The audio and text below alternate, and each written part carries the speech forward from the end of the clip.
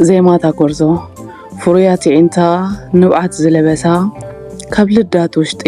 እናተመላለሳ እታ ምልክዕቲ ጎርዞ ግዜ ዝደንደና ትዝይም ነበረት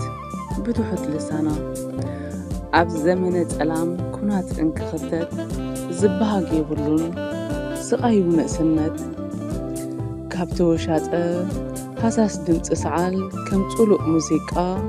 ወትሩ ትሰምዖ ወትሩ ዘሰቀቓ ገሃንም ዝኾና ድምፂ ተንድንስ ትደ ቆላሕታ ክረክብ መሊሱ ይድሀ ብመስኮት ሰሊኹ ድምፂ ትዃደረ ተረፍደም ክእክብ ክተቱ ዘመረ ብኣዋጅ መንእሰይ ጓሕጊሑ ስቤቱ የስብሕ ብደም ሰብ ሰቢሑ ካብ ብርሃንን ዋጭዋጫን ኣምሊጣ ብመስኮት ዓፅያ ድሕሪት ምቕማጣ እንተስ ወልፉ ኮይኑ ወይስ ንመለሳ ሕጂ እውን ዒንታ ናብ ልዳት ተመልሳ ብህሎን ውዕሎን ኮይኑ ክልተ ጫፋት ሓሶት እዩ ዘይርአ ፍኽሶት እዩ ትቓላት ቋንቋ ኣይከኣለን ከረድኦም ንሰባት መፍለዪ ኮይኑዋ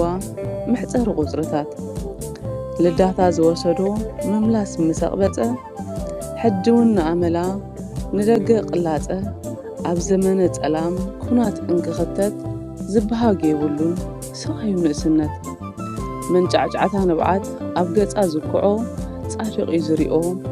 ለባም እዩ ዝሰምዖ ሓንቲያ ጸሎታ ንሳ ድማ ሓይላ ዝወሰዶ ግዜ ይምለሰላ ሓዊ ትደሊ እሞ ዘራይን ሕንቃቕን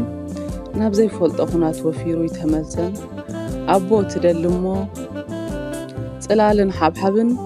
ናጽነት ክሪኣ ወፊሩ ሳይተመልሰን ድማ ትብል ዜማኣ ኣቋሪፃ ትዝሰረተቶ ፍቕሪ ይቕረፃ እቲ ሓደ ደላይ ባሕሪ ዝሰገረ እቲ ኻልኣይ ሓታቲ ቀደም ዝተሓየረ ዝቐምሰለ ንእስነታ ብመልሲ ክትረዊ ሰማዓ ረኺባ ዛንታኣ ክትፀዊ ዕድል እንተትረክብ ብዙሕ ምነገረት ብዙሕ መሓተተት ገና ትነብረሉ ዓዲ ዓማፅ እዩ ኣይኮነን ዶ መልሲ ሕቶ እውን ገበን እዩ ክሳብ ረሃዋ ትመጽእ ኣብ ዘይትፈልጦ እዋን ብዘይካ ምጽባይ ምርጫ ኣይነበራን ፍሩያት ዒንታ ንብዓት ዝለበሳ ካብ ልዳት ውሽጣ